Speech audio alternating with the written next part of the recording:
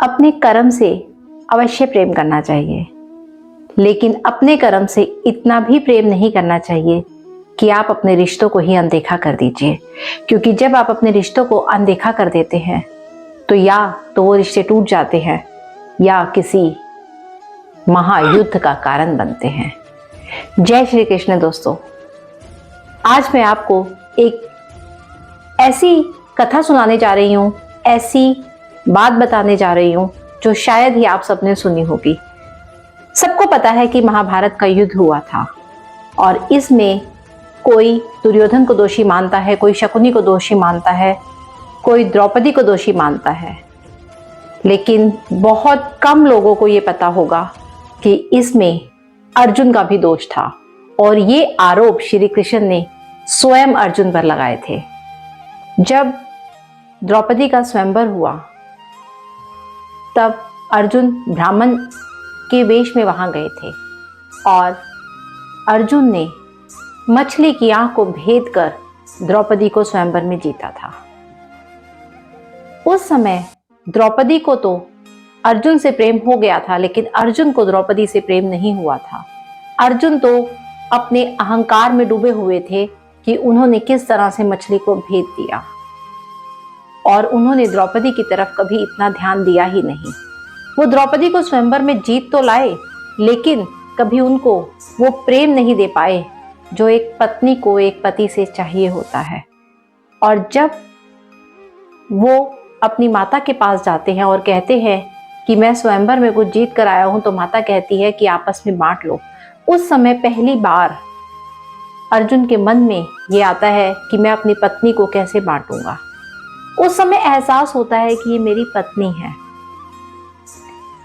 लेकिन अर्जुन कभी भी अपनी पत्नी का ध्यान नहीं रख पाए।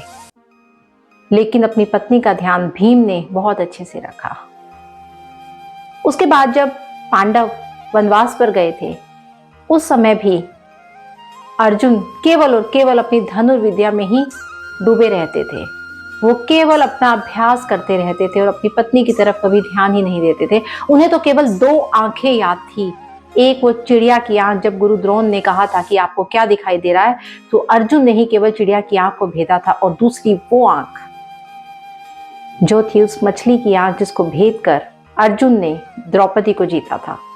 लेकिन 2 आंखें और थी, उनको कभी अर्जुन देख ही नहीं पाए, और वो थी द्रौपदी की आंखें, जो अक्सर अपने पति के लिए व्याकुल रहती थी, जो अपने पति की प्रतीक्षा करती रहती थी, क्योंकि द्रौपदी को अर्जुन ने जीता था, किसी और ने नहीं। तो द्रौपदी का जो प्रेम था वो अर्जुन के प्रति था, लेकिन अर्जुन कभी द्रौपदी को वो प्रेम दे ही नहीं पाए। और जब कौरवों ने उन्हें खांडव प्रस्थ दिया, तब अर्जुन ने उस खांडव प्रस्थ को इंद्रप्रस्थ में बदला था। मायासुर की मदद से वो खांडव प्रस्थ इंद्रप्रस्थ में बदला गया था। और जब उनके मन में अहंकार आ गया था कि देखो हमारा इंद्रप्रस्थ कितना खूबसूरत है, तब उन्होंने अपने भाइयों को न्योता दिया था। तो ये अहंकार उनके मन में आया था। जब मनुष्य के मन में अहंकार का जन्म आ जाता है, जन्म हो जाता है, और वो कहता है कि जो मेरे पास है वही सबसे उत्तम है, वहीं से मनुष्य का पतन शुरू हो जाता है। तब पांडवों ने कौरवों को अपने पास बुलाया था, उन्हें अपना इंद्रप्रस्थ दिखाने के लिए, अपना माया नगर दिखाने के लिए कि कितनी सुंदर है उनकी माया की नगरी, जहां हर तरफ माया ही माया है। और जब दुर्योधन वहां गिर गए थे, फिसल गए थे, फर्श पर फिसल गए थे, गिरे तो वो पानी में थे, लेकिन वो पता ही नहीं चल पाया उनको कि वो पानी है कि फर्श है, क्योंकि वो इतना खूबसूरत था कि वहाँ हर तरफ माया ही माया थी। और उस समय द्रौपदी ने उनकी खिल्ली उड़ाई थी, उनका अपमान किया था कि अंधे का पुत्र भी अंधा है क्या। उस समय भी अर्जुन ने द्रौपदी की तरफ ध्यान नहीं दिया। जब आप किसी का अपमान करते हैं तो लौट कर वही आपके पास आता है। तो अर्जुन ने अगर अपनी पत्नी द्रौपदी की तरफ ध्यान दिया होता तो संभवतः महाभारत के युद्ध की आवश्यकता ही ना पड़ती। और ये आरोप श्री कृष्ण द्वारा अर्जुन पर लगाए गए थे। श्री कृष्ण ने अर्जुन को कहा था कि अगर तुमने देखा होता कि तुम्हारी पत्नी तुम्हारे लिए कितनी व्याकुल रहती है, तुम्हारे साथ समय बिताना चाहती है, तो यहाँ तक पहुंचने की नौबत ही ना आती, महाभारत का युद्ध घटित ही ना होता। तो अपने रिश्तों को संभाल कर रखिए।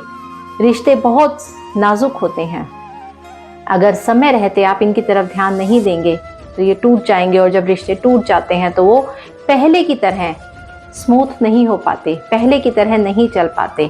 तो अपने हर रिश्ते को बराबर समय दीजिए, अपने कर्म से अवश्य प्रेम कीजिए, लेकिन अपने रिश्तों को भी संजो कर रखिए, संभाल कर रखिए। जय श्री कृष्ण।